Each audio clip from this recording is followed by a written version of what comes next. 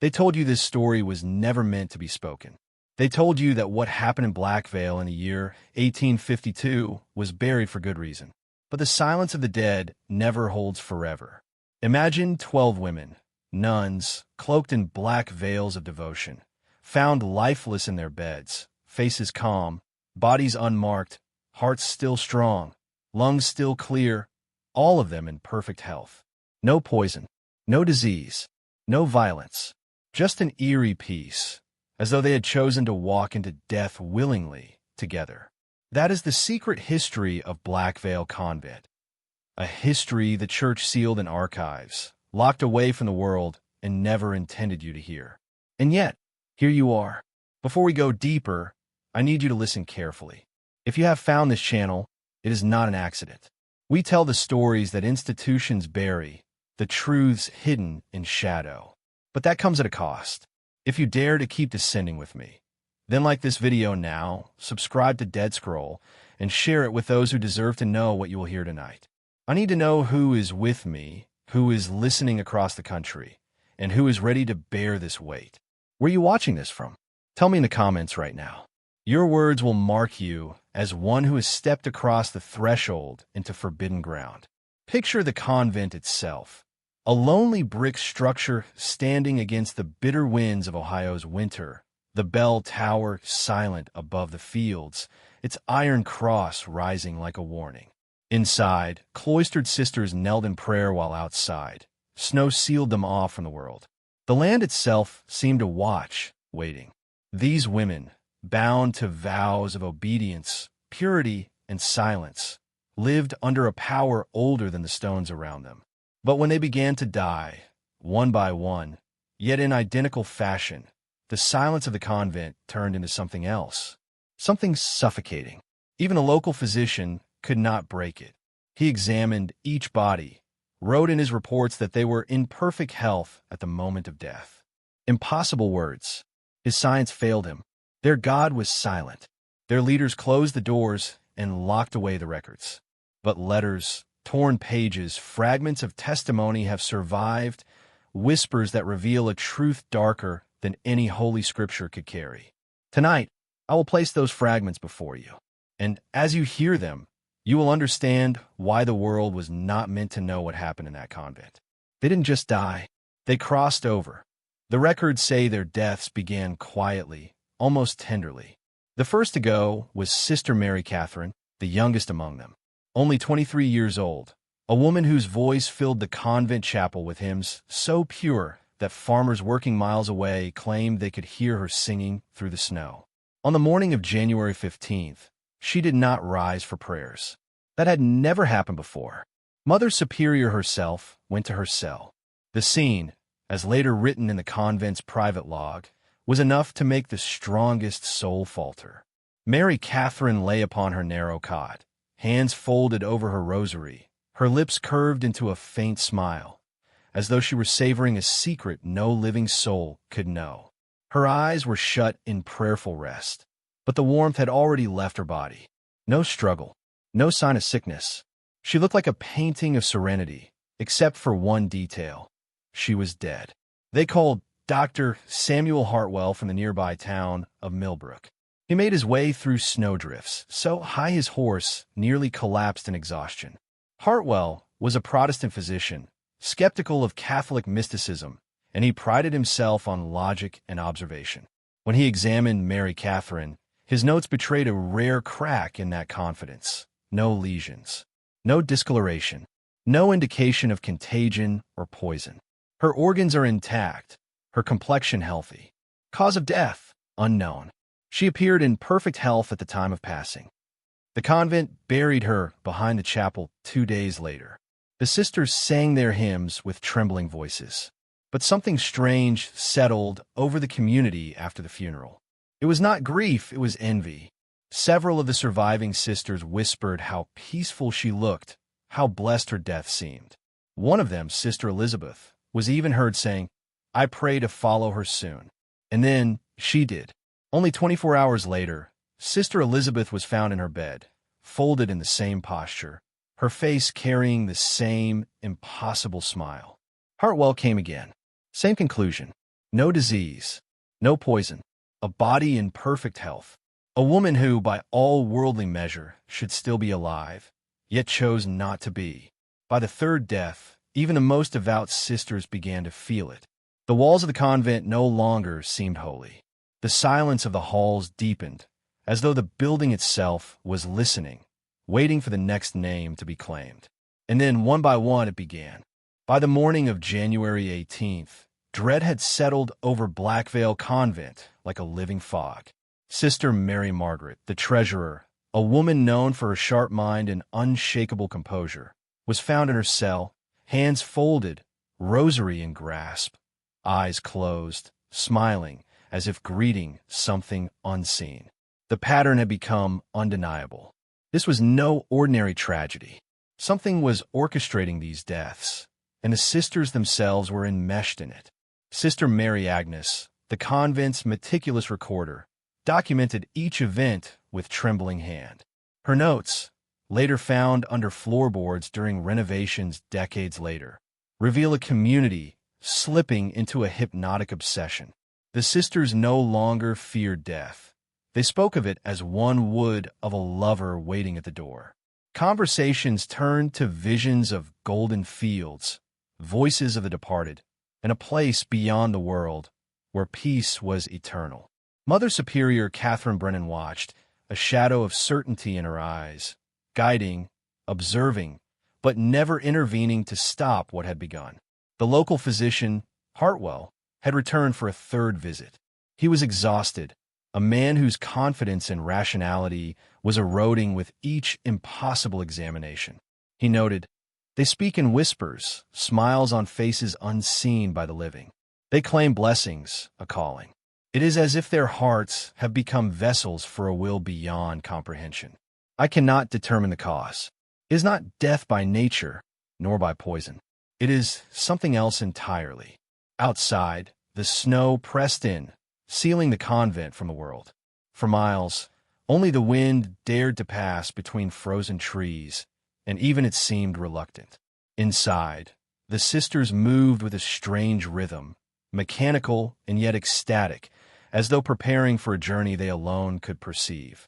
Their routine, matins, mass, study, chores continued, but under the surface a silent current pulled them toward the inevitable. By the evening, the small chapel was crowded with the surviving sisters, their voices merging into an eerie harmony that seemed almost alive. Agonized whispers recorded by Sister Agnes reveal the creeping influence. Envy of the departed, fascination with the peace they had attained, and a collective curiosity that now bordered on compulsion. Each death was no longer shocking. It was expected, even welcomed. And then came the discovery that would shatter Dr. Hartwell's fragile understanding of reality. A hidden chamber in the convent's basement, behind a false wall. Inside, 13 wooden crosses stood in precise formation, the names of the sisters carved into each, 3 lying flat atop a stone altar, the rest upright, encircling a larger cross bearing Mother Superior Brennan's name. The arrangement suggested planning, ritual, and foresight. It was not random. It was not coincidence. These women were marking their own deaths, aligning themselves with forces no mortal mind was meant to comprehend. The true horror was only beginning. After the discovery of the hidden chamber, the convent seemed to exhale a long, silent warning. Sister Mary Agnes, who had until now dutifully recorded daily events with calm precision, now wrote with frantic urgency. The sisters were no longer merely following a schedule of prayer and labor. They were following something far older, something that whispered through the walls and floorboards, guiding their hands, shaping their thoughts, pulling them toward an unseen horizon. The atmosphere inside Sacred Heart had changed. It was as though the air itself had thickened, heavy with anticipation and an invisible energy that pressed upon every room. Those who remained began to speak less of worldly matters and more of visions and instructions, some claiming that the departed sisters had appeared to them, beckoning them to join in the same serene state. Mother Superior Brennan did not dismiss these claims. Instead, she listened, nodded, and in her eyes there was a glimmer of approval, like a conductor orchestrating a symphony that only she could hear. Dr. Hartwell, summoned repeatedly through deepening snow, could barely comprehend what he was witnessing. Each examination revealed the same impossible truth: healthy bodies choosing to die, leaving no sign of illness, no chemical trace, no natural cause. His journal entries grew increasingly disjointed, mirroring the chaos that now permeated the convent. "They do not fear death," he wrote. "They seek it. They arrange it. Their hands, once gentle in prayer, now prepare for departure. I cannot reason with them. I cannot intervene. This is no sickness I have ever known." Meanwhile, the sisters' behavior became more ritualistic, almost hypnotic. Meals were eaten in silence, prayers repeated with obsessive cadence, and each evening, before sleep, the surviving nuns gathered in the chapel, not for guidance or reflection, but as if to synchronize with a rhythm beyond mortal understanding. Agnes described it. "It is as though the walls themselves pulse with a life we cannot touch, yet must obey. I feel it under my skin, and I fear it will claim me, as it has claimed them." As winter deepened, the convent's isolation grew absolute. Snowdrifts cut them off from Millbrook, cutting off any hope of outside interference. And in that isolation, the influence strengthened. The surviving sisters began to speak openly of following the path of their departed friends, and yet the words were not entirely their own. They carried a cadence that seemed older, something not learned in convent schools or prayer books. The hidden chamber, the crosses, the careful planning of deaths. It was no longer speculation. There was a method, a system, a force guiding them, and those who remained were feeling it, responding to it, and preparing themselves for what lay ahead. What that force truly was, even Hartwell could not begin to imagine. By January 20th, the convent had transformed into a place unrecognizable even to those who had lived within its walls for years. Silence no longer meant peace, it meant expectation. Every creaking floorboard, every whisper of wind through the bell tower, seemed like a message, a summons, a reminder that the world beyond the snow had no relevance here. The surviving sisters moved with a strange precision, their steps synchronized, their eyes distant, as if part of them had already crossed into whatever realm awaited. Sister Mary Magdalene, once the most cheerful and grounded among them, now spoke constantly of visions during her prayers.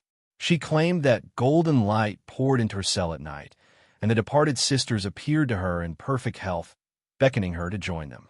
Her words unnerved the others, and yet they did not dismiss her. Instead, a quiet reverence settled over the group whenever she spoke. Agnes, recording these moments in her trembling script, noted, "It is no longer belief, but conviction. They do not fear, they do not question, they only wait, and they prepare." Dr. Hartwell, returning for what he hoped would be his final visit, found a scene that defied logic. Where once robust women had filled the convent with life and routine, he now saw pale, ethereal figures whose movements were deliberate, ritualistic, almost as though possessed by a will beyond their own. He wrote in frustration and awe, "They look at me with pity, as if I am the one imprisoned by mortality. They speak of blessings of being chosen, and their calm is not born of acceptance, it is seduction. Something calls to them, and I fear it calls to me as well." Even the practical aspects of life were abandoned. Fires burned unattended, wood was stacked with unnatural order, meals were prepared and eaten mechanically. The sisters no longer interacted with the world. They were preparing for it to leave them behind entirely. Their devotion, once grounded in God and Scripture, had taken a darker form, one that suggested planning, ritual, and an awareness of forces the living cannot name. And yet, it was not chaos, it was precision. Each death, each whispered vision, each note in Sister Agnes's diary pointed toward a structure, an intelligence, a rhythm. The hidden chamber in the basement had become their shrine, the crosses marking what was to come. The surviving sisters had begun to contemplate their own names, their own crosses, and the moment they too would lie in peace. Outside, the snow fell thicker, sealing them from the world, ensuring that no rational mind could interfere. Inside, the convent pulsed with an invisible cadence, guiding hands, shaping minds, and drawing the sisters ever closer to a final, collective departure. And as the wind howled around the bell tower, one question lingered in Hartwell's mind, one thought that chilled him more than the winter air. Who, or what, was orchestrating this symphony of death? By January 21st, the convent had entered a state that can only be described as otherworldly. The surviving sisters no longer merely awaited death. They embraced it almost as though it had become a companion. Their hands moved with mechanical grace, folding rosaries, arranging candles, and whispering prayers that seemed older than anything Hartwell had heard. Even Mother Superior Brennan, once a figure of measured authority, now moved with a strange serenity, as if she too were attuned to a rhythm beyond mortal comprehension. Sister Mary Margaret, the convent's treasurer, became the next to succumb. Found in her cell, folded neatly, her rosary intertwined with her fingers, her expression serene to an almost unnatural degree, she left behind a single note. All debts settled. All earthly matters complete. I go home. There was no fear, no pain, only calm. And with her passing, the psychological grip on the remaining sisters intensified. They watched, they whispered, they prepared. Dr. Hartwell, summoned yet again, could barely maintain his composure. He described in his journal a scene that made his medical training irrelevant. The remaining sisters speak not of health, nor of sickness, but of following, of calling, of returning. Their eyes are fixed, their lips smiling at some invisible horizon. I see it in them, the longing to join, the certainty that waiting is a blessing, and that refusal is unthinkable. The hidden chamber in the basement had become more than a room. It was a map, a calendar, a ritual in physical form. The crosses, arranged with deliberate symmetry, marked each death as though it were an appointment in an unseen ledger. The 3 crosses lying on the altar represented the sisters already gone.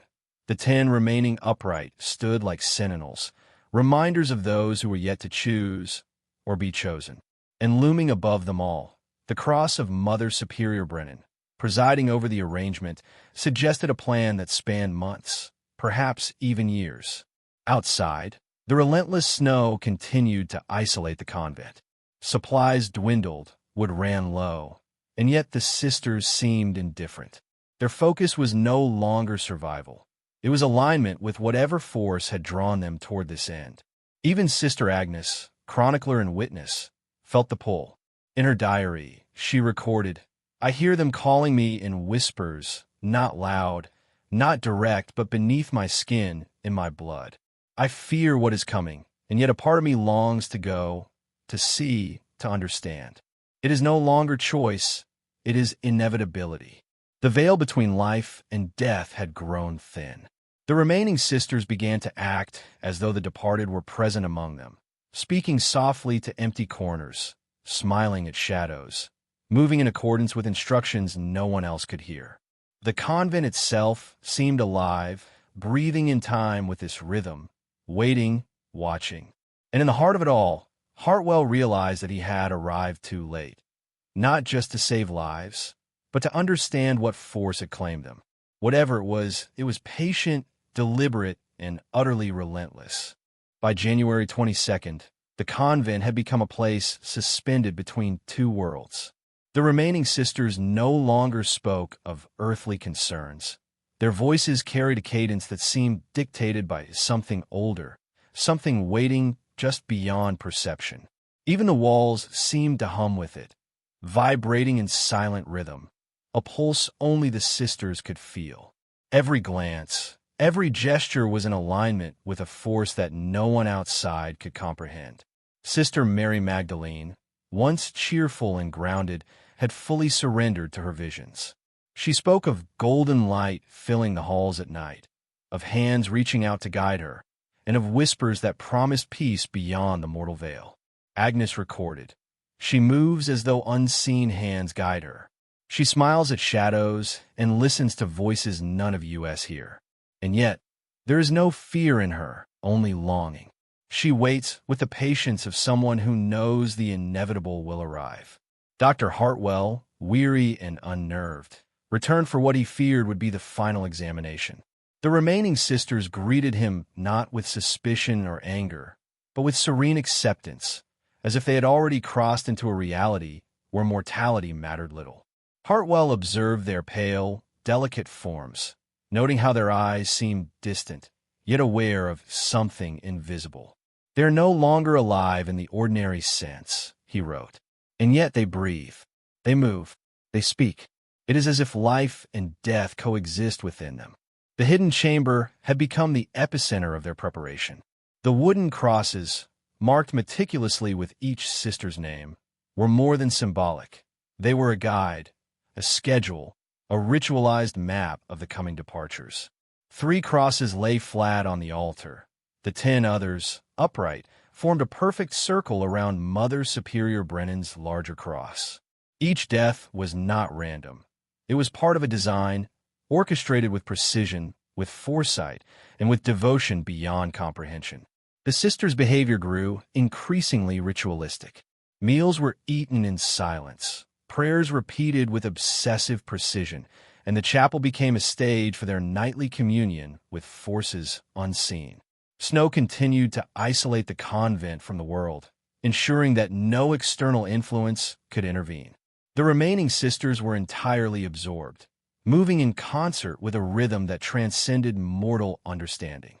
Hartwell's rational mind, built on years of medical practice, struggled to maintain clarity.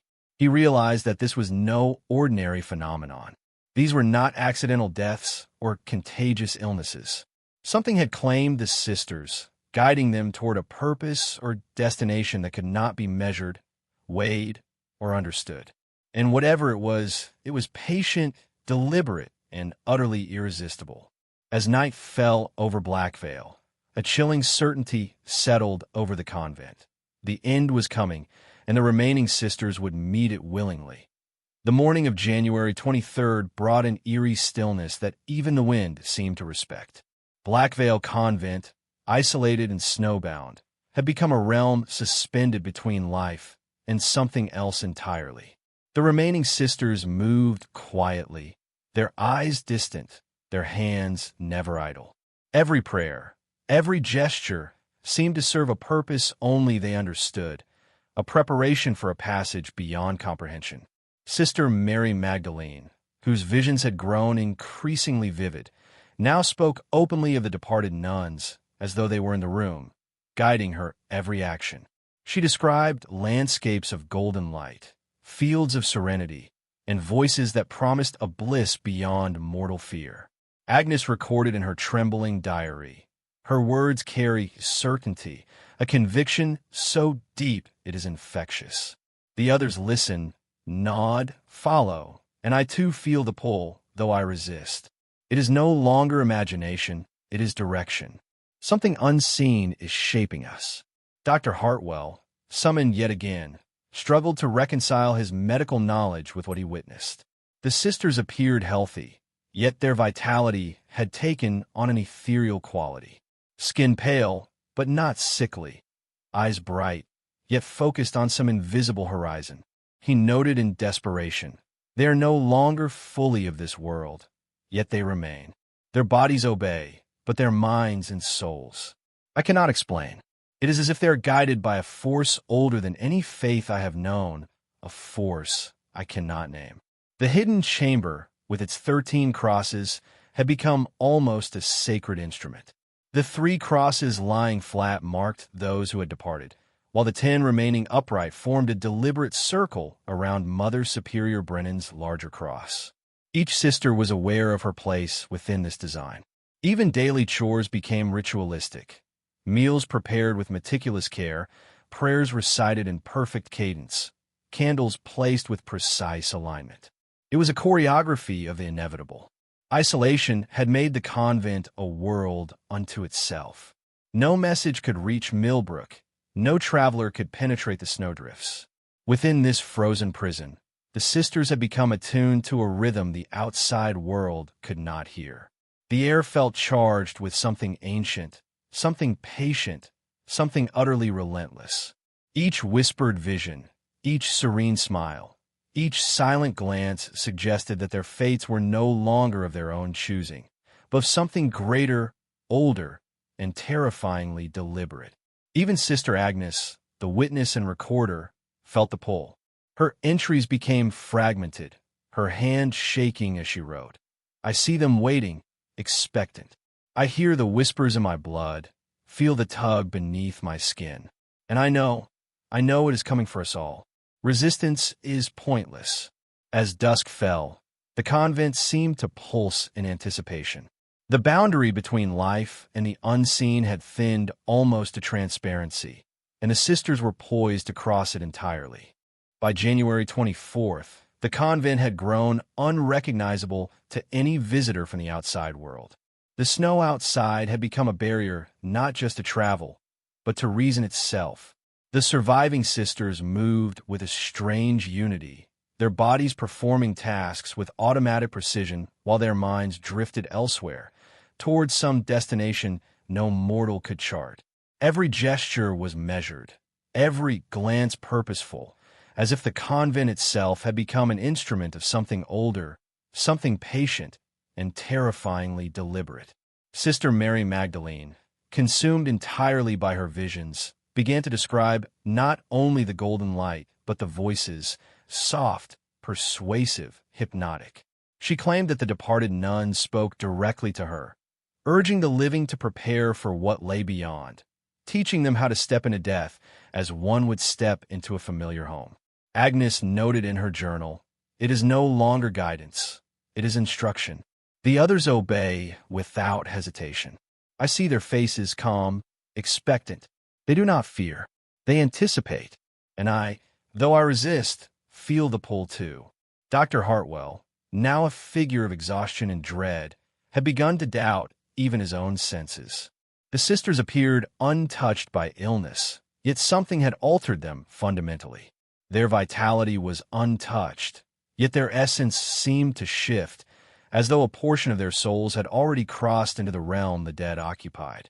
He wrote in his journal with trembling hands, "I am a man of science, yet I cannot deny what I see. These women are alive and dead in ways I cannot define. Their minds are aligned with something unseen, something inevitable. The hidden chamber remained the epicenter of their ritual. The crosses, each meticulously labeled, no longer represented mere memory. They had become appointments, markers in a calendar of the inevitable. The 3 flat on the altar symbolized those who had passed, while the 10 upright formed a circle of order, presided over by Mother Superior Brennan's larger cross. Each sister understood her position within this design. Their prayers, meals, and chores had all become part of the preparation, a choreography of devotion and submission. Isolation had stripped away distraction. No communication with Millbrook, no possibility of intervention, and no outside witness meant that the convent existed solely within its own strange rhythm. The sisters were attuned to a force older than themselves, something patient, relentless, and absolutely commanding. Each movement, each whispered word, each serene smile reinforced the inevitability of what was to come. Even Sister Agnes, despite her fear and resistance, felt the pull growing stronger. Her diary entries became fragmented, her script trembling. I hear the whispers in the walls, in the air, in my blood. I see the inevitability of what is to come. Resistance seems pointless, and yet I must watch, must record, must understand. As night fell, the convent itself seemed to hold its breath. The sisters were poised on the edge of a threshold no living person had ever crossed, and the force guiding them had only just begun to make itself fully known to be why January 25th, the convent had become a place suspended entirely between life and something else, something older and far more patient than any mortal reckoning. The surviving sisters no longer acted as individuals. Their movements, gestures, and even glances were synchronized, as though guided by an unseen hand. The chapel echoed with their prayers, but the cadence was different, slower, deliberate, heavy with anticipation. Each word spoken seemed weighted, as though meant for ears beyond the physical world. Sister Mary Magdalene's visions had grown so vivid that she no longer described them as dreams. They were instruction, reality, and a promise. She spoke of golden light, of fields where the departed awaited, and of voices that offered peace so profound it dissolved fear. The other sisters listened with reverence, their expressions calm, their movements intentional. Agnes's diary reflects the growing dread. They do not speak of death as an end. They speak of it as a homecoming. And I feel it too, whispering beneath my skin, tugging at my consciousness, reminding me that this is not a choice, but a calling. Dr. Hartwell, returning once more, found himself incapable of reconciling his understanding of life and death with what he observed. The sisters' bodies were healthy, untouched by disease, but their eyes glimmered with an unnatural certainty. "They're no longer of this world," he wrote, "yet they breathe, speak, and move as if fully present. Something guides them, an intelligence beyond comprehension, patient, precise, and relentless." The basement chamber had become a shrine of inevitability. 13 crosses, 3 flat, 10 upright, were no longer symbolic alone. They represented a calendar, a map of the coming departures, a ritualized order that demanded compliance. Mother Superior Brennan's cross presided over the circle like a sentinel, and each sister understood her role, her timing, and her place within this terrifying choreography. Every act of daily life, prayers, meals, even sweeping the floors, was now an expression of alignment with a force that could not be resisted. Isolation had made the convent a world unto itself. The snow continued to block all travel. Communication with Millbrook was impossible, and the sisters were prisoners of their own devotion. The air itself seemed charged, alive with anticipation, whispering to those attuned. Even Sister Agnes, the chronicler and witness, could feel the pull stronger than ever, her diary entries growing more fragmented and desperate. "I hear it in the walls, in the cold, in my very blood. Resistance feels futile, and yet I must watch, must record, must understand what they cannot or will not tell me." As darkness fell over Blackvale, the sisters gathered for evening prayers. The convent seemed to breathe with them, alive in expectation. The veil between life and death had thinned to a near transparency, and the unseen force guiding them had begun to make its presence fully undeniable. By January 26th, the atmosphere inside Sacred Heart Convent had become almost suffocating in its intensity. The snow outside rendered the world beyond the walls non-existent. Within, the remaining sisters no longer moved or spoke as individuals. They were part of a unified rhythm, a silent accord with something unseen. Their prayers, once human and spontaneous, had become mechanical, precise, and strangely hypnotic, echoing in the halls with a resonance that seemed to bend the very air. Sister Mary Magdalene had begun to act as a conduit for the force that gripped the convent. She spoke not merely of visions, but of instructions, when to pray, how to arrange the chapel, and even subtle gestures during their silent meals. Her voice carried a calm authority that none dared to question. Agnes noted in her journal, "She moves as if guided by hands invisible, yet firm. The others obey instinctively. I feel the pull, though I resist. Something is taking them, drawing them closer, and it is patient, deliberate, merciless." Dr. Hartwell, who had now returned for what he feared might be the final examination, documented horrors that defied explanation. The sisters appeared healthy, vibrant even, but their eyes betrayed a presence beyond the physical. "They are alive and yet not alive," he wrote. "Each breath, each heartbeat seems to belong to another rhythm entirely.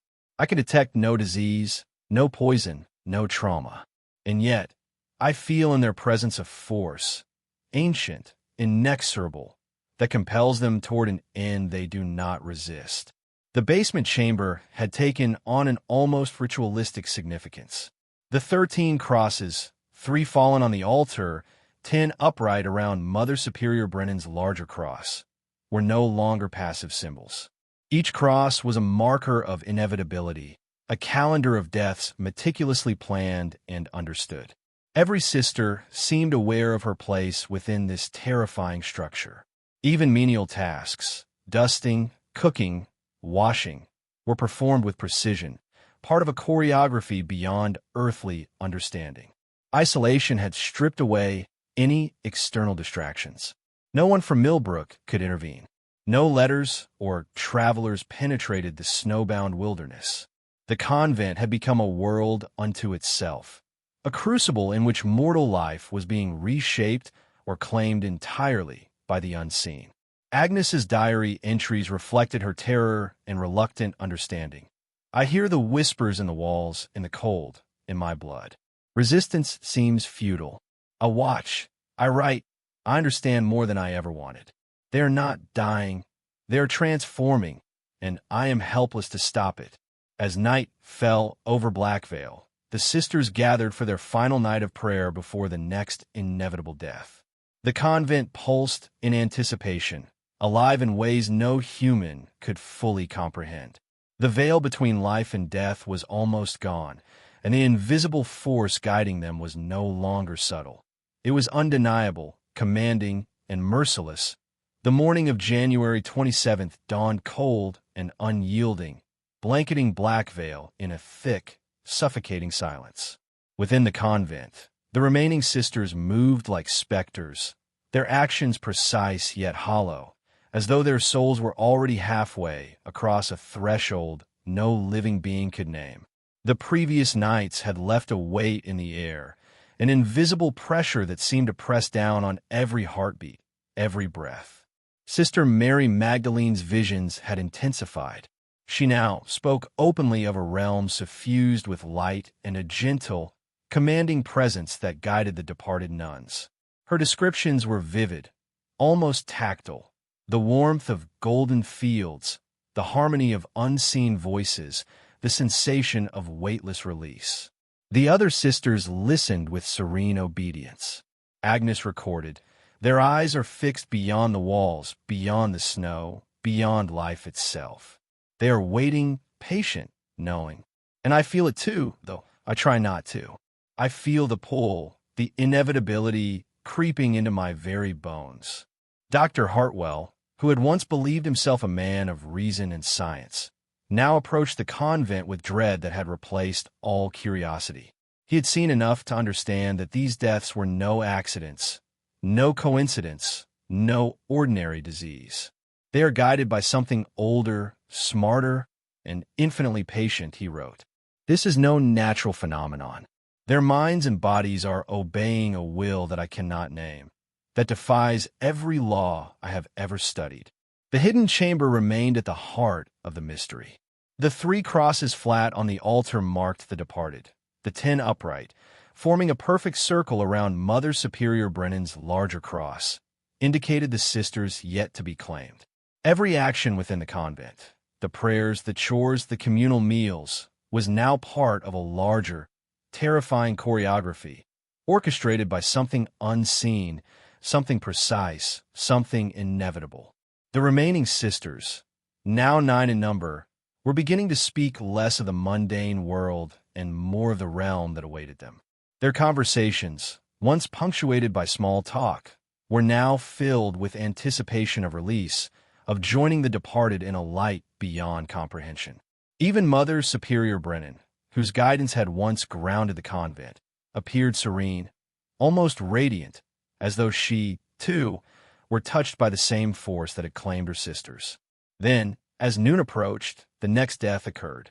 Sister Mary Magdalene, radiant and calm, simply lay down in her cell, her hands folded around her rosary, her expression a mirror of those who had gone before.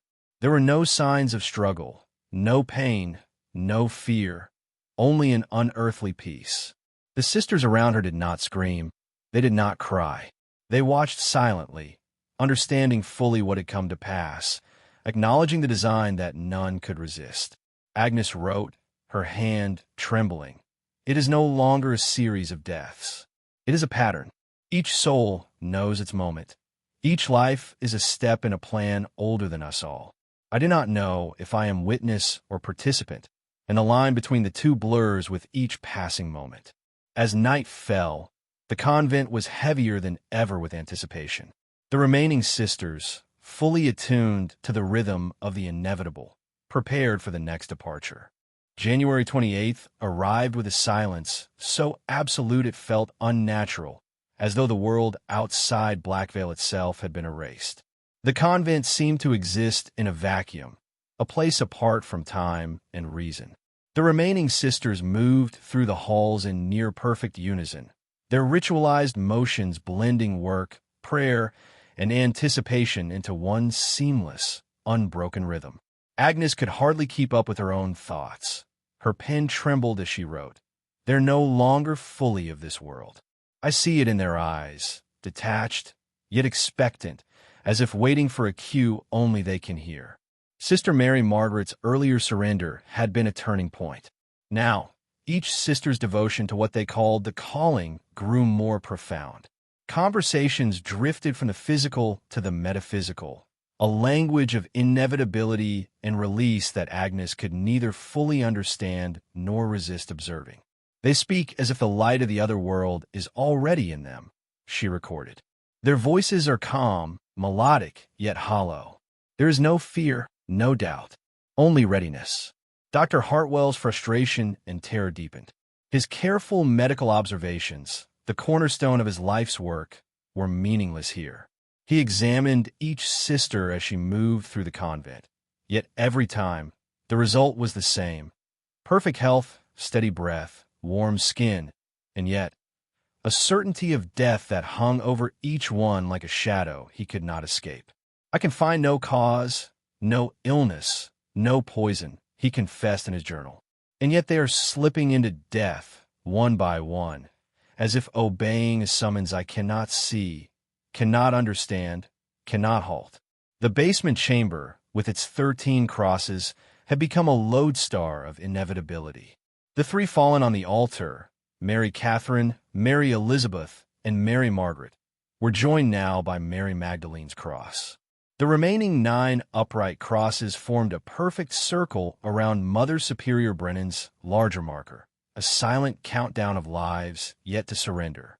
Every action in the convent, the folding of laundry, the sweeping of floors, the lighting of candles, was now a ritual in alignment with the unseen force. Even Mother Superior Brennan seemed transformed. Where once she had guided with human authority, now she radiated an unnatural serenity. Her eyes held a clarity that Agnes could not reconcile with the living world. "She sees beyond," Agnes wrote, "and yet she walks among us as if present, preparing the others, leading them gently toward the inevitable. I feel both fear and awe." As dusk fell, the sisters gathered in the chapel for evening prayers, their voices low and measured, almost hypnotic.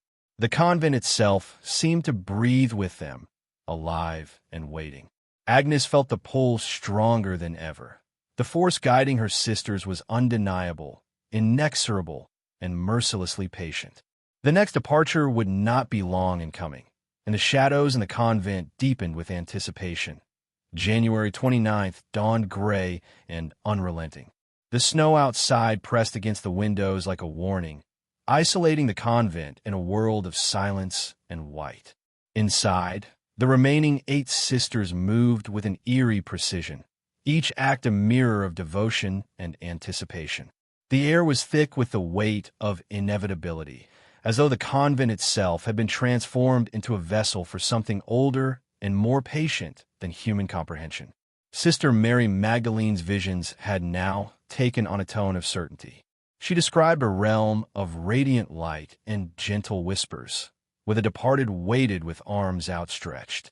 She spoke of this place not as a dream, but as a destination, a promise that was as real as the cold stone beneath her feet. Agnes recorded in trembling script, "They no longer speak of life as we know it. Each breath, each step, each prayer is an act of preparation. The unseen force guides them, and they obey without hesitation, without question. Even Mother Superior Brennan moves as if in tandem with something eternal, something beyond reason." Dr. Hartwell, who had now visited the convent repeatedly, felt the full weight of his helplessness. His tools, knowledge, and years of scientific rigor were meaningless against this pattern. "I see them," he wrote, "healthy, vibrant, full of life, and yet their deaths are already written. This is not coincidence, nor disease. It is deliberate, orchestrated, a plan unfolding with precise inevitability." The basement chamber remained a silent sentinel over the unfolding horror. The crosses, now 4 flat upon the altar, were a countdown of inevitability. The remaining 9 upright, surrounding Mother Superior Brennan's cross, marked the lives still subject to the unseen plan. Agnes could not escape the understanding that each sister's death was scheduled, known, and welcomed. The convent itself seemed complicit, every creaking floorboard and whisper of wind echoing the rhythm of surrender. Then, as the morning progressed, Sister Mary Cecilia, a woman of quiet devotion and unassuming strength, succumbed to the inevitable. She lay in her narrow bed, hands folded around her rosary, lips curved in that unnatural, serene smile that had become all too familiar. The sisters nearby watched silently, understanding, almost reverently, as if she were crossing into a world they, too, were soon to inhabit. Agnes's pen faltered as she wrote, "It is no longer death. It is a passage. Each of them knows their time. Each moves willingly, and the force that guides them is absolute." Even Mother Superior Brennan remained composed, her presence a calm center amidst the mounting, otherworldly tension. The convent seemed to pulse in alignment with the rhythm of the inevitable, as if the walls themselves breathed in anticipation. Agnes felt a creeping realization. The pattern was complete, unstoppable, and she was the only observer left to document it. As night fell, the shadows lengthened, and the remaining 7 sisters prepared for the next departure, their voices merging in a hymn that resonated far beyond the walls, echoing into the snow-bound silence of Blackvale. January 30th arrived, heavy with a sense of inevitability that seemed to seep from the very walls of Sacred Heart Convent. The snow outside had now piled into mounds taller than the first-floor windows, cutting the sisters off completely from the world beyond. Inside, the remaining 7 moved with a rhythm that was no longer merely habitual. It was dictated by a force older than memory, a presence that had claimed the convent as its own. Sister Mary Frances, known for her quiet dedication and steady composure, became the next in the unbroken chain. Agnes watched as she prepared for the day, performing her duties with meticulous care, yet her movements carried a subtle detachment, as though she were already halfway across some threshold. Her rosary, clasped tightly in her hands, was not a tool of prayer alone. It had become a talisman, a link between her and whatever awaited beyond the walls of the convent. Dr. Hartwell, still unable to comprehend the events, had begun keeping a separate record of the physical and psychological transformations of the sisters. Their hearts beat strongly, their skin is warm, their eyes clear, he wrote, exasperation mounting in each line. Yet they move as if already departed, communicating with some unseen reality. Rational explanation fails utterly. I feel my own reason slipping in their presence. They are conduits of something ancient, patient, and merciless. The basement chamber, with its 13 crosses, now bore 5 fallen, the ritual of surrender advancing like the ticking of a terrible clock. The remaining 8 upright crosses circled Mother Superior Brennan's larger cross, a looming reminder of the inevitability that no human will could alter.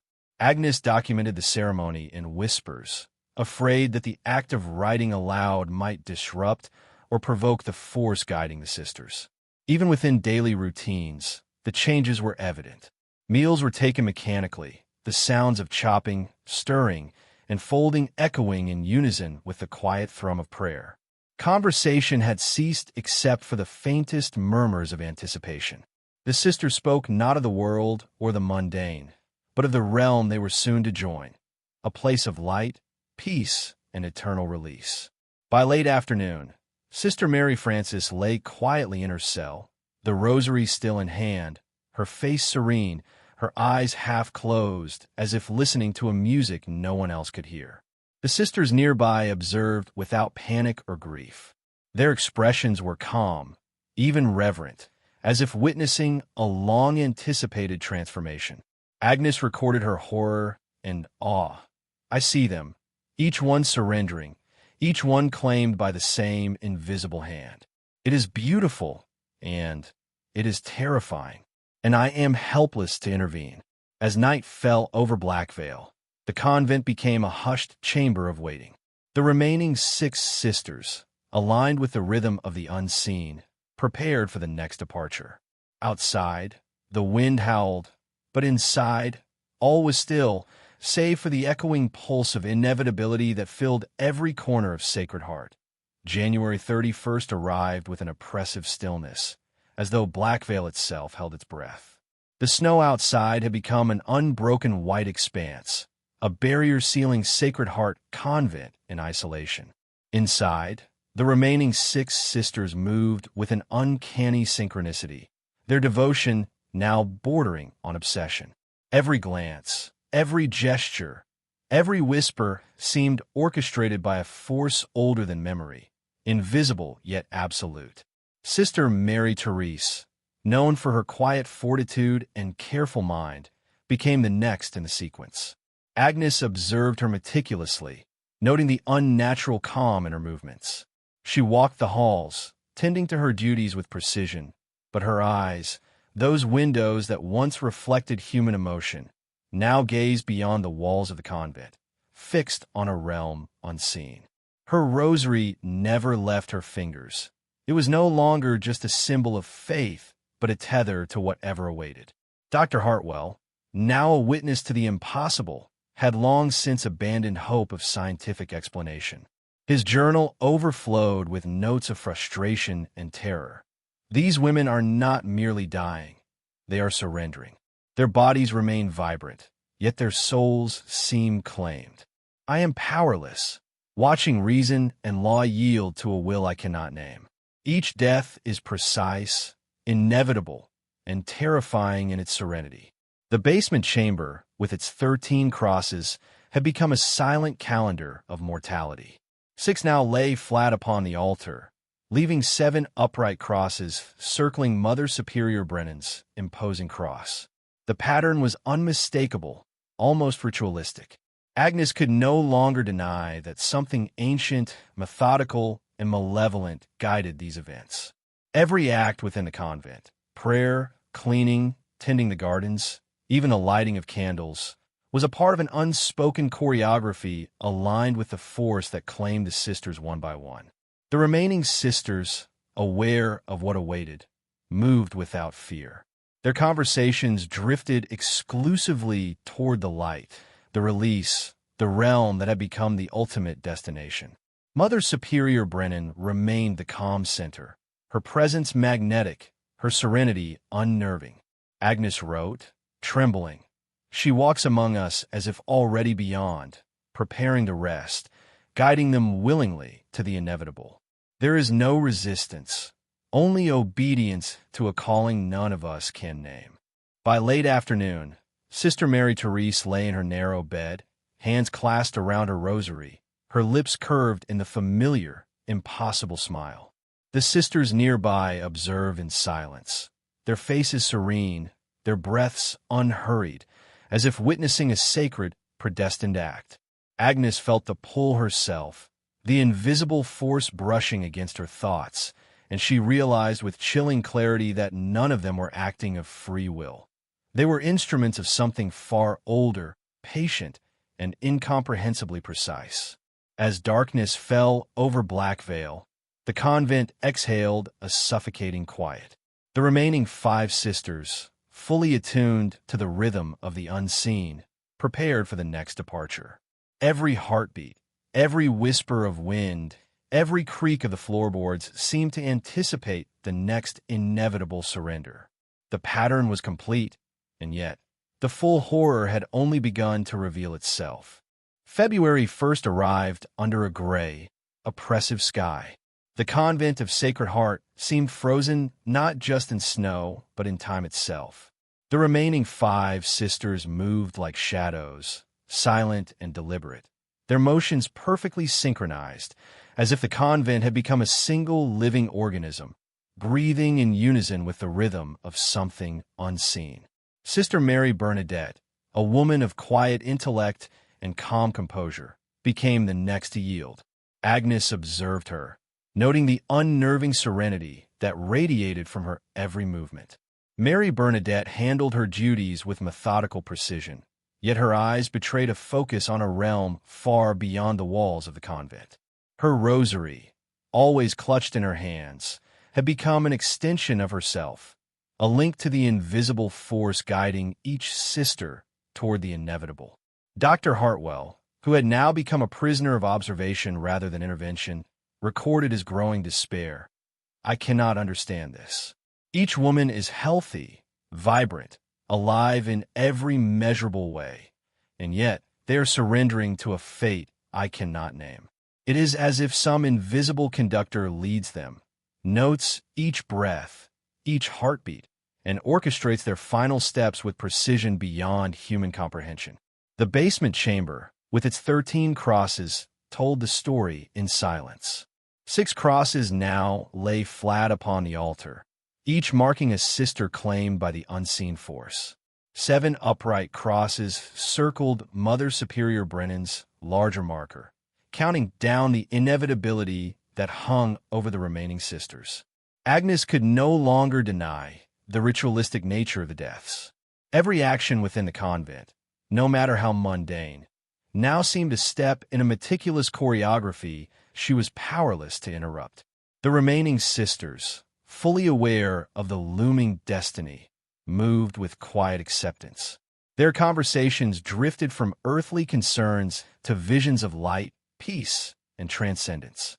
Mother Superior Brennan, radiating an unsettling serenity, seemed both guide and participant.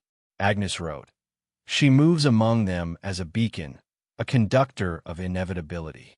Each sister responds without fear, without doubt. It is not death they seek. It is the calling, the release, the transformation into something beyond our understanding." By late afternoon, Sister Mary Bernadette lay in her narrow bed, hands folded around her rosary, lips curved in the same impossible, serene smile that had become the mark of the chosen. The sisters nearby watched silently, reverently, their expressions calm, eyes reflecting anticipation rather than grief. Agnes felt the inexorable pull herself, a weight pressing on her mind, the force brushing against her consciousness, demanding obedience she had yet to surrender. As night fell over Blackvale, the convent was silent, but for the rhythmic hum of inevitability, the pulse of something ancient and patient. The remaining 4 sisters, aligned with the invisible conductor, prepared for the next inevitable surrender, their lives ticking down in quiet obedience to a pattern none could escape. February 2nd arrived with a stillness that seemed to press against the very walls of Sacred Heart Convent. The snow outside was unbroken, a pristine shroud that cut off all contact with the world beyond. Inside, the remaining 4 sisters moved in silence, each action deliberate, each gesture echoing the rhythm of an invisible force that had taken hold of their very lives. The convent was no longer a place of human devotion. It had become a vessel for something older, colder, and inexorably precise. Sister Mary Helena, known for her unwavering patience and quiet intelligence, became the next to surrender. Agnes observed her with growing dread. Mary Helena moved through her duties with mechanical precision, yet her eyes seemed fixed on some distant, unseen horizon. Her rosary remained clutched tightly in her hands, its beads now symbols not of prayer, but the connection that bound her to the inexorable force orchestrating each death. Dr. Hartwell, now a frequent witness to the impossible, recorded his observations with a sense of mounting terror. Each sister is healthy in every measurable way, yet their deaths arrive with absolute certainty. I have never encountered anything like this in my 20 years of practice. They move as though guided by an intelligence beyond human comprehension, a will that shapes not just their actions, but their very existence. In the basement chamber, the crosses marked the relentless passage of inevitability. 7 lay flat upon the altar. 6 upright crosses circled Mother Superior Brennan's larger marker, counting down the sisters still bound to this cycle. Agnes could no longer deny the ritualistic precision of these events. Every prayer, every step, every whispered word of devotion seemed designed to draw the sisters closer to the final, predetermined moment of surrender. The remaining sisters, fully aware of their approaching fate, spoke only of visions, fields of golden light, angels calling them home, the joy of release. Mother Superior Brennan, serene and commanding, guided them with a presence that was both comforting and terrifying. Agnes recorded, "She walks among them as if already beyond, preparing the rest for their journey. There is no fear here, only obedience to a calling that I cannot name." Each sister responds willingly, anticipating the moment when their earthly existence will end and they will become part of something greater. By late afternoon, Sister Mary Helena lay in her narrow bed, hands folded around her rosary, lips curved in a now familiar serene smile. The sisters nearby observed in quiet reverence, their expressions calm, as if witnessing the fulfillment of a prophecy they had long awaited. Agnes felt the pull of the unseen force against her own mind, a pressure that demanded surrender even as her reason resisted. As night fell, Sacred Heart Convent became a chamber of absolute quiet, the snow outside reflecting the pale light of a hidden, unrelenting truth. The remaining 3 sisters, fully attuned to the rhythm of inevitability, prepared for the next surrender, their lives ticking down under the watchful, unseen hand that governed the fate of all within these walls. February 3rd dawned with an unnatural quiet that seemed to pulse through every brick and timber of Sacred Heart Convent. Outside, the snow lay thick and unbroken, muffling even the smallest sounds of the world beyond. Inside, the remaining 3 sisters moved with a synchronized stillness, their every gesture precise, as if the convent itself dictated their actions. The air was heavy, thick with anticipation, and Agnes felt it pressing against her chest, a silent warning she could not escape. Sister Mary Josephine, once lively and spirited, now moved as though guided by invisible strings. Her duties were performed flawlessly, yet her gaze was distant, locked on a reality no one else could perceive. Her rosary, clutched tightly in her hands, had become a lifeline to the force orchestrating the unraveling of their lives. Agnes watched, unable to intervene, paralyzed by the realization that each death was no accident. It was a choice made under the influence of a will far beyond mortal comprehension. Dr. Hartwell, who had become both observer and prisoner of the impossible, recorded his growing despair. They are not dying. They are surrendering. Their bodies show no signs of illness. Their vitals are strong, yet they submit willingly to a fate I cannot define. There is a rhythm to this, a force orchestrating each passing with absolute precision. I feel powerless and fear that even my presence may hasten what is to come. The basement chamber, once a hidden curiosity, now loomed as a grim testament. 8 crosses lay flat upon the altar, marking each sister claimed, while 5 remained upright around Mother Superior Brennan's larger cross.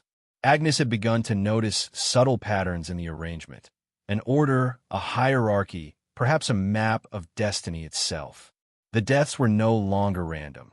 They were part of a design she could only glimpse in fleeting shadows. Mother Superior Brennan moved among the sisters with a serene authority that was both comforting and terrifying. She spoke softly of visions, of angels, of light, and of release. Her words were not commands. They were invitations, gentle and irresistible. Agnes recorded her unease. She walks among them as if already beyond, yet her presence anchors the rest. I wonder if she knows the source of this force, or if she herself is its instrument. Every glance, every word, seems designed to draw the remaining sisters closer to the inevitable. By late afternoon, Sister Mary Josephine lay in her cell, hands folded, rosary in grip, lips curved in the familiar, unnatural serenity. The other sisters observed silently, their expressions calm, their breaths steady, as if witnessing a fulfillment they had long awaited. Agnes felt the invisible pull brush against her thoughts, a pressure that whispered surrender and submission even as her reason resisted. As night fell, the convent seemed to hold its breath. The remaining two sisters, fully entwined with the rhythm of inevitability, prepared for the next surrender. Outside, the wind howled through the snow-laden trees, but inside, Sacred Heart had become a world apart, a chamber where fate, ritual, and a force beyond understanding converged to claim the final souls. February 4th arrived with a suffocating stillness. Sacred Heart Convent, encased in snow and silence, felt suspended outside of time itself. The remaining two sisters moved like shadows, their actions deliberate, synchronized, and eerily calm. Each step, each whisper, each flicker of movement seemed dictated by an invisible rhythm, a force that had stripped the convent of ordinary life and replaced it with something far older, colder, and unrelentingly precise. Sister Mary Louisa, known for her sharp mind and resilient spirit, became the next in the sequence. Agnes observed her with mounting dread. Mary Louisa carried out her duties flawlessly, yet her eyes betrayed a distant focus, as though her mind wandered in a realm none of the living could enter. Her rosary, ever clasped in her hands, had evolved from an instrument of prayer into a tether, binding her will to the force orchestrating the inevitability that claimed each sister. Dr. Hartwell's journal, once clinical and detached, now trembled with desperation. I have seen too many impossible things to remain rational. These women are not succumbing to illness. They are surrendering to a presence, an intelligence that orchestrates their lives and deaths with perfect timing. I feel powerless. Even my observations may serve the will that claims them. The basement chamber, once a secret curiosity, had become an ominous map of mortality. 9 crosses lay flat upon the altar, each representing a sister claimed, while 4 still stood upright, circling Mother Superior Brennan's larger cross. Agnes began to recognize the deliberate precision of their arrangement. The sequence was no accident. It was a ritualized pattern, a calculated path designed to draw the remaining sisters inexorably toward the ultimate end. Mother Superior Brennan moved among them with serene, almost supernatural authority.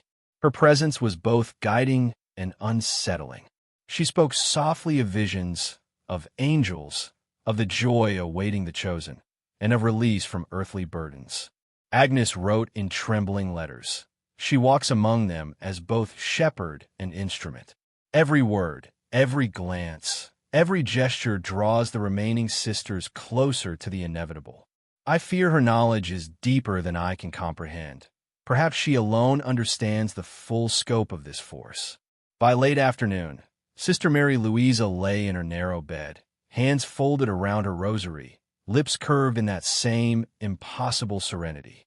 The other sister, Sister Mary Imelda, stood nearby, watching silently, her expression calm, her breath steady.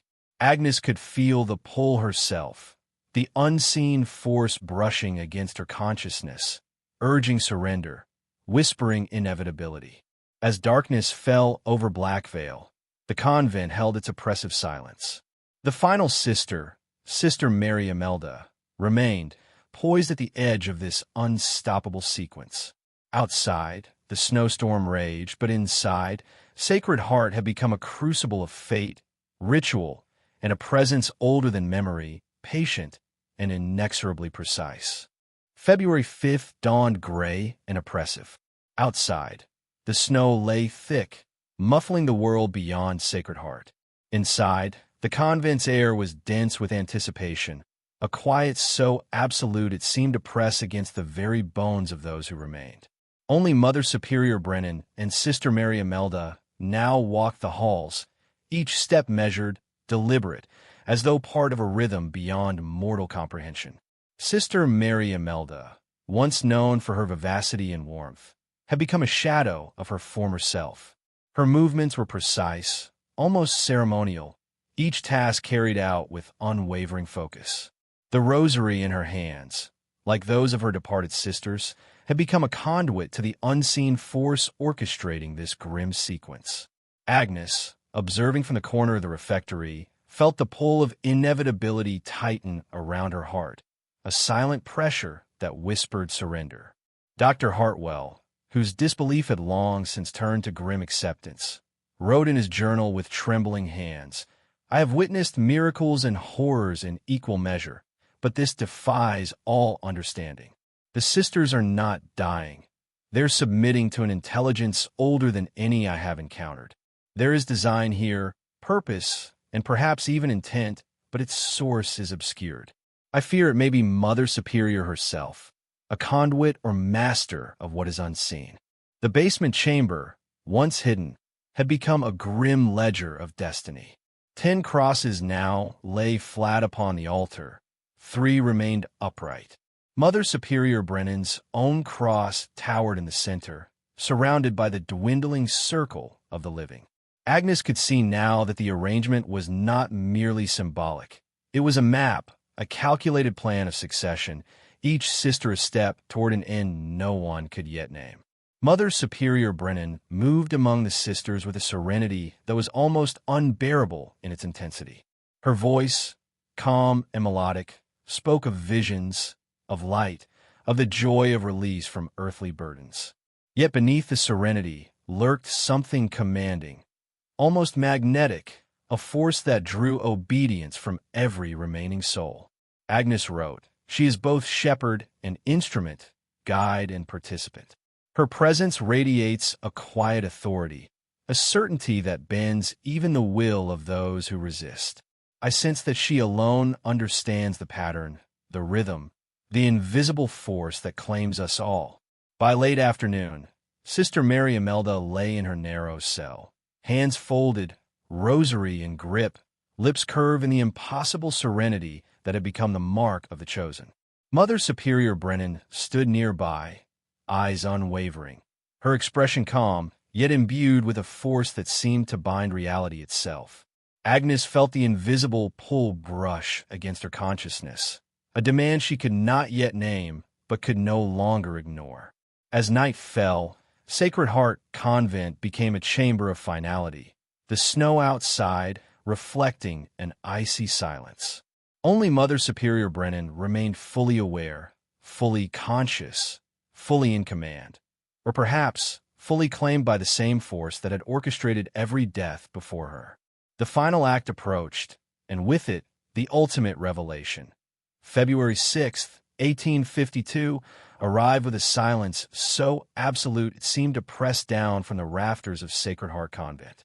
The snow outside lay undisturbed, a pristine blanket sealing the convent from the world, as if nature itself recognized the gravity of what was about to unfold.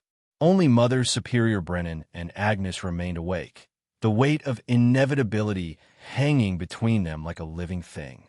Sister Mary Imelda, her once vibrant eyes now pools of quiet surrender, moved with the grace of someone stepping through a doorway not yet visible.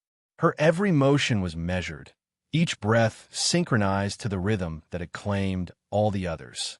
The rosary in her hands, once a tool of prayer, had become an anchor to the force orchestrating the deaths, a tether pulling her inexorably toward the end. Agnes, her own pulse hammering in terror, recorded every movement, yet could not bring herself to intervene. The sisters had long ago become vessels for something beyond understanding. Dr. Hartwell, in a letter to his brother, captured the impossible with a trembling hand. "I fear that what I have witnessed is not death in the conventional sense. These women do not simply die. They surrender willingly, guided by a force that no science can explain. Mother Superior Brennan stand at the center of it, a calm and terrifying fulcrum, as if she commands the sequence while simultaneously submitting to it herself. The basement chamber now held 12 crosses flat upon the altar, each marking the passage of the sisters into whatever realm awaited them. Only Mother Superior Brennan's cross remained upright, dominating the circle like a sentinel. The pattern was complete, the ritual executed with perfect precision. Agnes, trembling, began to notice the unnatural symmetry, the almost architectural inevitability of it all. The deaths were not chaotic. They were a carefully constructed design, a timetable executed in silence and devotion. Mother Superior Brennan moved to the center of the chapel, her eyes luminous in the pale winter light filtering through frost-laden windows. Her voice, calm yet magnetic, spoke words Agnes could barely comprehend, words that seemed to resonate with the very walls and air, of light, of transcendence, of the peace that awaited beyond mortal comprehension. There was a stillness in her presence that commanded obedience, a quiet authority that no mortal could resist. Agnes realized with horror and awe that the Mother Superior herself might be the key, the conduit through which the force flowed, guiding the sisters toward the final surrender. By late afternoon, Sister Mary Imelda lay in her narrow bed, hands folded around her rosary, lips curved in that same serene, impossible smile. Mother Superior Brennan stood silently nearby, a figure of calm inevitability. Agnes could feel the invisible force brushing against her own consciousness, whispering surrender, promising peace, threatening resistance. Outside, the snowstorm raged, but inside, Sacred Heart had become a crucible of fate, devotion, and a power older than understanding. The final act was near, and the secrets of the convent, the hidden force, the ritual, the obedience, and the inevitability, loomed over Agnes and the silent halls like a shadow that would never leave. As evening settled over Blackvale, the shadows within Sacred Heart Convent deepened, stretching like living fingers across the worn floorboards. Agnes watched Mother Superior Brennan move with deliberate grace, her calm composure a stark contrast to the storm raging outside. But there was something else, something beneath that serene exterior, a quiet intensity that seemed to ripple through the air, a force Agnes could feel pressing against her mind. It was in the subtle tilt of the Mother Superior's head, the slow, measured cadence of her breathing, the way her eyes seemed to reflect not just the candlelight, but something older, something impossible. The basement chamber, the hidden room that had revealed the crosses and the ritual, suddenly took on new significance. Agnes realized that it was more than a record of death. It was a map of power, a schematic of control. Each sister had not only followed a path toward death, but had been drawn into a sequence orchestrated by a will far beyond human comprehension. And at the center of it all, Mother Superior Brennan stood like the keystone of an invisible arch, the focal point through which the ritual, the force, the inevitability had flowed. Dr. Hartwell's last observations, scribbled in his journal, and now almost indecipherable through tremors and fear, reflected the growing horror. She is not merely overseeing their passing. She is entwined with it, a participant and a conductor. I fear that her very being channels the power that claims them. What I once thought inexplicable may in fact be deliberate, as she may hold knowledge no mortal is meant to possess. Agnes noticed subtle signs, the way the remaining candles flickered not from drafts, but as if responding to the Mother Superior's presence, the soft hum that seemed to rise in the walls when she walked past, the way the air itself seemed to bend, heavy and almost sentient, as though aware of her intent. It was as if the convent itself recognized her as the ultimate authority in a sequence that had long since outgrown ordinary life. And then, for the first time, Mother Superior Brennan spoke directly to Agnes, her voice soft but commanding. "Do you see now, child? The world is not what it seems. The chosen are guided, the willing are rewarded. Fear binds, but understanding frees. Will you see the path? Or will you remain lost among shadows?" Agnes felt her mind reel. The truth was beginning to reveal itself. These deaths were not random, nor solely spiritual. They were part of a design, an ancient mechanism of control and obedience, with Mother Superior Brennan as both anchor and catalyst. A power older than the convent, older than Blackvale itself, had been channeled through her. The night deepened, and the final revelation hovered just out of reach. A secret so profound, so dark, that once fully understood, it could shatter everything Agnes had known about faith, free will, and mortality. The storm outside had become a wailing chorus, snow and wind battering the stone walls of Sacred Heart Convent. Yet inside, time seemed to stretch unnaturally. Agnes, her heart pounding, followed Mother Superior Brennan through the dim corridors toward the basement chamber. Each step felt like crossing a threshold into something older, something alive. The air had thickened, laden with a presence that was palpable, an unseen force that had orchestrated every death, every serene smile, every surrender. Mother Superior Brennan paused before the hidden wall, now slightly ajar, revealing the chamber that had already claimed the lives of 12 sisters. Agnes felt an icy certainty settle over her. This was not simply a place of record or ritual. It was a conduit, a vessel designed to channel the power that demanded obedience, that whispered inevitability, that reshaped will into compliance. The force, subtle yet absolute, had twisted devotion into a weapon and piety into surrender. The Mother Superior spoke, her voice both soft and commanding, threading through the room like a melody that could not be ignored. "This is the heart of understanding," she said. "It is not death that claims the sisters, Agnes. It is choice, channeled through focus, through faith, through the discipline of mind and spirit." They saw the path and followed it willingly, because they were prepared and because I guided them. Agnes noticed the subtle changes in the room. The candles flickered as if responding to unspoken commands. The crosses seemed to hum faintly, vibrating with a rhythm that synchronized with the Mother Superior's voice. She realized then that each sister had been attuned, trained perhaps unknowingly, to respond to the pattern, the invisible architecture of influence that Brennan had perfected.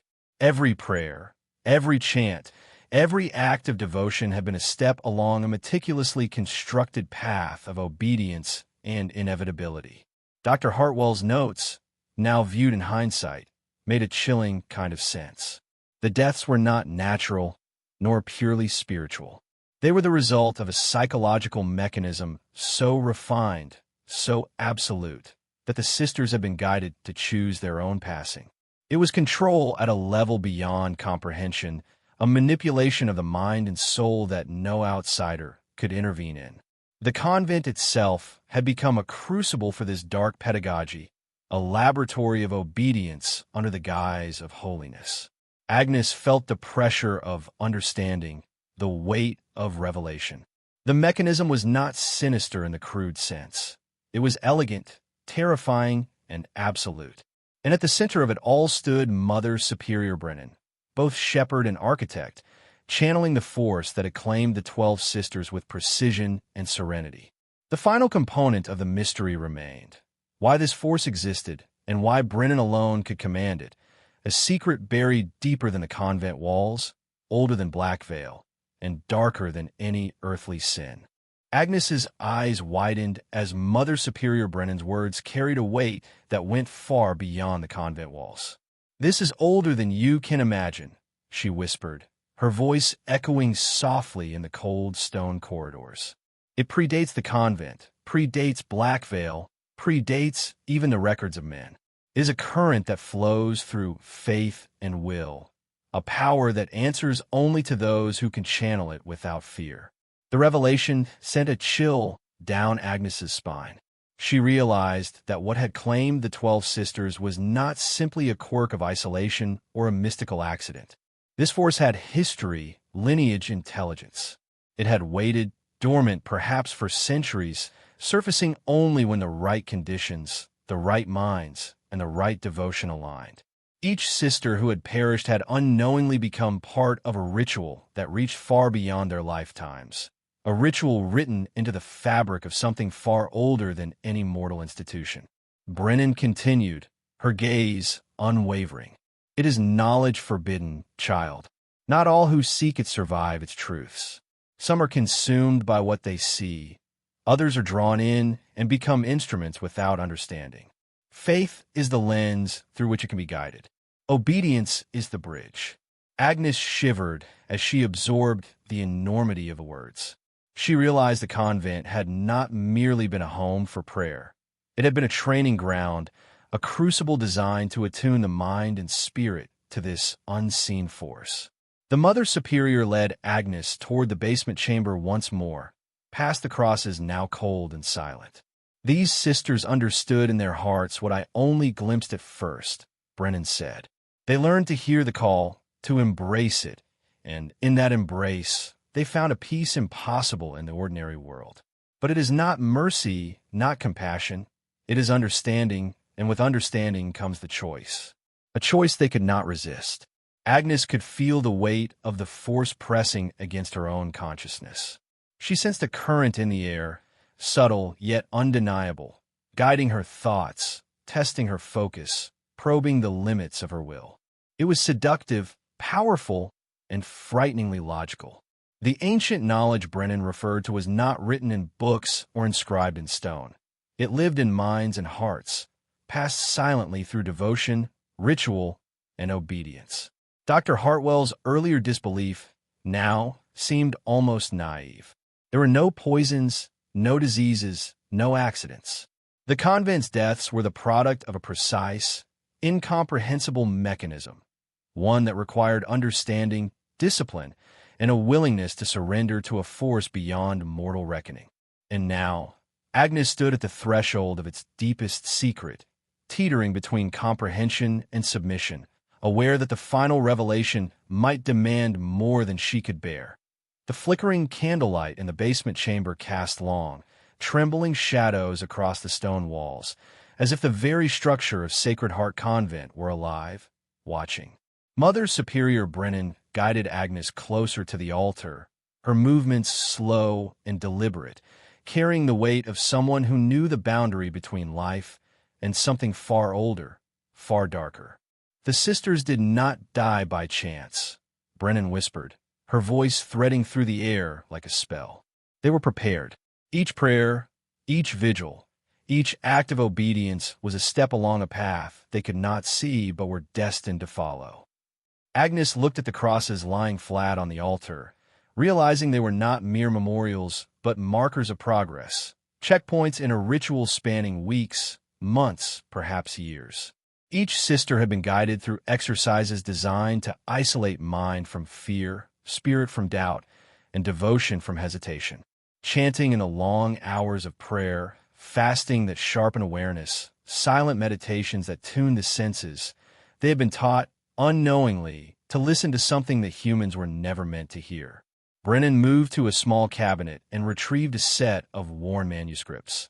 The pages yellowed and etched with symbols that seemed almost to shimmer when touched by candlelight. "These texts," she explained, "were brought here decades before this convent was built, passed through hands that understood more than most could bear. They teach how to align will with the current, how to surrender not to death, but to the mechanism that guides destiny itself." Agnes traced her fingers over the symbols, feeling an uncanny resonance, as if the words themselves were vibrating with intention, reaching into her thoughts. The sisters learned to hear the force before they saw it, to feel it before they understood it. Their obedience was trained, but their surrender was voluntary. This is the distinction that outsiders will never grasp. They chose the path, yet were guided by something they could not name. Brennan's eyes glowed in the dim light, reflecting the depth of knowledge she carried. "And now, Agnes, you must understand that what you see is only the surface. Beneath devotion lies discipline. Beneath discipline lies guidance. And beneath guidance lies the inevitability of the current itself." Agnes realized the weight of what had occurred. The convent had been transformed into an instrument of the ancient force, each sister a note in a haunting symphony conducted by Brennan. The deaths were not chaos. They were culmination, precision, and an almost ritualistic perfection. The calm smiles on their faces were not signs of peace, but evidence of complete attunement, an alignment with a power beyond comprehension. And yet, even as Agnes understood this, she sensed the current probing her own mind, testing her focus, questioning whether she would resist or join the chain of obedience. Outside, the wind howled against the stone, but inside, the quiet pulse of inevitability throbbed stronger than any storm. Agnes felt the atmosphere in the basement shift, heavy and almost sentient, as Mother Superior Brennan's words settled into her mind. The sisters were trained, yes, but more than that, they were guided to see what they wanted to see, to believe what they needed to believe. Their free will was never taken. It was carefully redirected, reshaped until surrender became desire. Agnes shivered, realizing that the deaths were not merely acts of faith.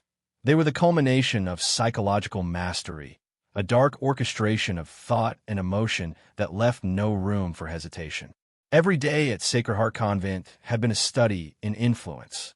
Prayer, fasting, and meditation were not just spiritual exercises. They were mechanisms designed to strip away distraction, doubt, and resistance. Each ritual heightened awareness while weakening attachment to the physical world, making the sisters more receptive to suggestion, more attuned to the invisible force that Brennan channeled. Even simple obedience became a form of conditioning, a rehearsal for the final act.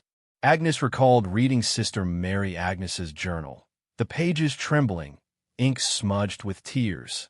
The entries revealed a subtle but unmistakable pattern, early signs of fascination with death, with visions, with the ethereal call that had haunted the sisters.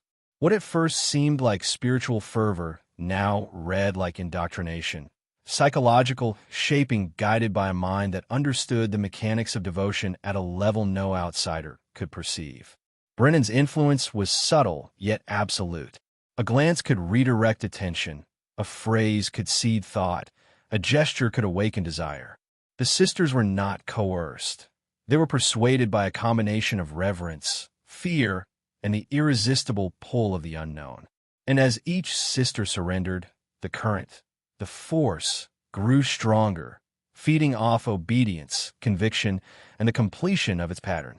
Dr. Hartwell had glimpsed this indirectly, noting the calm acceptance of death and the unnatural peace on the sisters' faces.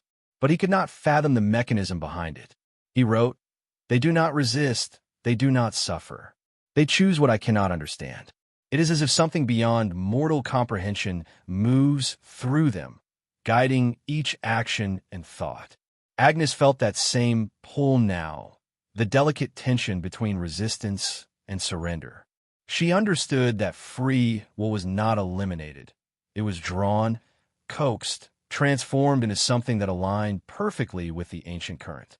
Each choice at Sacred Heart had been choreographed, each surrender inevitable, each death a crescendo in a symphony of control that extended beyond mortal perception. And in the silence that followed, Agnes realized the terrifying truth. The mechanism that had claimed the 12 sisters could claim her too, if she allowed herself to yield even slightly to the force that whispered, subtly, from every corner of the convent. The silence of the Moorgrave estate had long since taken on a quality that was unnatural. It was not the silence of abandonment, nor the stillness of neglect. No, this silence pressed against the skin, clung to the lungs, and whispered in the skull like a memory that would not die. By 1893, the house was more legend than dwelling.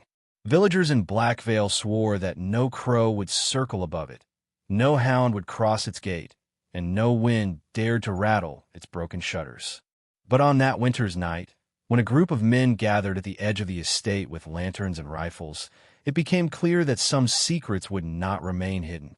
They entered not as thieves, but as witnesses, driven by curiosity, resentment, and a desperate need for answers. The Moorgraves had controlled the town with iron discipline for decades, yet their sudden vanishing left behind a festering wound. As the doors creaked open under their trembling hands, a stench rolled out, acrid, metallic, almost sweet. The men gagged, but pressed forward, driven by the thought that the truth might finally be theirs to claim. The Great Hall bore signs of chaos. Furniture overturned, chandeliers shattered, tapestries ripped from walls. Yet amid the wreckage, the symbols carved into the very stone remained unbroken. Strange marks, almost serpentine, spiraled across the hearth and thresholds. One man, Thomas Harrow, swore that as his lantern passed across them, they seemed to shimmer, as if alive. The others scoffed, but the way their voices cracked revealed their doubt. What they found next was not treasure, nor evidence of wealth hoarded in secret, but something far more sinister. Beneath the staircase lay a concealed door, sealed with rusted iron locks. When broken open, it revealed a passage spiraling into the earth, deeper than the foundation should have allowed. The descent was narrow, suffocating, carved into the bedrock with a precision that no local mason could explain. The deeper they went, the colder the air became, until even their breath seemed reluctant to escape their throats. At the chamber's end, they found rows of iron restraints bolted to the walls, chains worn thin by struggle, rings that clinked in the lantern light. And scrawled across the walls, with something that resembled dried blood, were prayers, pleas for mercy, invocations of something older than God. Some were written in Latin, others in tongues none of the men could decipher. But the most chilling detail was this: the shackles were not empty. Inside them lay skeletal remains, some small, childlike, others twisted as if broken mid-scream. The Moor graves, it seemed, had not just ruled Blackvale, they had fed it, drained it, consumed it. And the men who stumbled upon that pit of horror realized, too late, that they had unearthed not a family's past, but a ritual unfinished. For as they turned to flee, the chains rattled, though no living thing moved them. By the time the investigation reached its 29th stage, Blackhollow was no longer just a name in old court records. It was a living scar that refused to heal. The townspeople who had tried so desperately to bury their past could no longer remain silent, for the truth was clawing its way back into the open. The abandoned farm, where generations of innocent travelers had met their gruesome end, stood like a decaying cathedral of death, its walls echoing with the silent screams of those who had been butchered within. And while the local authorities wanted to claim closure, nothing about this case was ever closed. It wasn't just the brutality of the murders. It was the lineage behind them. The Blackridge family's corruption of bloodline went beyond greed or cruelty. It was a ritual of preservation. Testimonies suggested that the killings had not been motivated by survival, but by a deeper philosophy. The belief that their strength, their dominion, could only be maintained through the consumption and recycling of life itself. It was whispered that the blood shed within those walls was not merely spilled. It was collected, divided, and used in ceremonies that mocked both God and man. The chilling implication was that this was not a crime of passion or desperation. It was systematic. It was doctrine. What horrified the wider world wasn't just that the Blackridge family had done this. It was that no institution, no authority had intervened for decades. How had a family managed to run a farm of horrors under the watchful eye of churchmen, sheriffs, and magistrates? The more investigators asked, the more doors slammed shut. Records were missing. Witnesses recanted statements. Clergy members who had once blessed the Blackridge lands suddenly disappeared from parish books. There was something rotten and sprawling beneath this case, something far larger than one family. Yet even as survivors of nearby towns recounted their encounters with the Blackridge clan, their stories were met with doubt, ridicule, and sometimes outright suppression. Many of them remembered faces, not only of the killers but of visitors to the farm who should not have been there. Men of influence, gentlemen with wealth. It was as if the Blackridge farm had not just been a slaughterhouse, but also a meeting ground for something darker, something hidden behind the polite masks of society. As the truth edged into view, it became undeniable. The horror of Blackridge Hollow was not just a family story. It was the story of how power shields itself, how evil can thrive when cloaked in silence and influence. And the more people tried to expose it, the more they themselves began to vanish, just like the victims before them. The records of Blackvale's ruling institutions reveal something far darker than mere clerical error. In hushed tones, archivists admitted that entire volumes of testimony, statements from survivors, early reports from constables, and even coded ledgers had been removed from public record. Why? Because those documents described the Briarfield Inn not as an isolated house of horrors, but as a functioning cog in a system of sanctioned exploitation. The sisters Belladus, it appears, were not alone in their methods. They were merely the most brazen, the most careless, the most visible. And the truth of their exposure endangered the reputations of men who commanded influence in London, Paris, and even across the Atlantic. This is where silence becomes an accomplice. When the state sees in horror a tool, it will not always extinguish it. It will control it. And so the inn, though condemned, was never demolished. The ruins were left standing as though untouched by time, a scar deliberately preserved. Superstition did the rest. Locals avoided the place, and its existence faded into ghost story rather than evidence. Meanwhile, the Belladus name, though stricken from official registries, was whispered in private circles as a warning and as a blueprint. And yet, one cannot escape the impression that something deeper was at work. Across multiple regions in the mid-19th century, there were similar establishments, country houses, boarding inns, and convents where death and exploitation became systemic. The pattern is undeniable. These were not mere accidents of cruelty. They were experiments. The bodies at Briarfield were not hidden in shallow graves because of panic. They were placed deliberately, as if arranged for future discovery, as if the sisters, or those behind them, wanted to leave behind a relic of power. Power thrives not only in secrecy, but in myth. The Belladus sisters understood this. Their victims became their scripture, and long after the sisters disappeared, their ruins kept speaking, but only to those willing to listen. Imagine standing in those decayed halls today, the air heavy, the wood warped, the silence loud with what has been suppressed. Would you hear only echoes, or would you sense the machinery of an old system still running beneath the soil? If you've made it this far, it means you sense it too. The Briarfield Inn is not just a ruin. It is a monument to institutional silence, to cover-ups, to horrors framed not as crimes, but as methods. And if you think the story ended with the sisters Belladus, you would be wrong. Very wrong. The final pages of the Hollow Creek records bore no signatures, no explanations, only silence.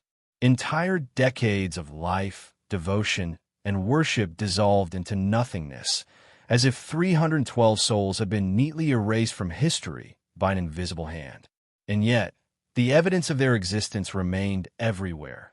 Personal journals abandoned mid-sentence, children's toys lying in dust, half-written letters tucked in drawers.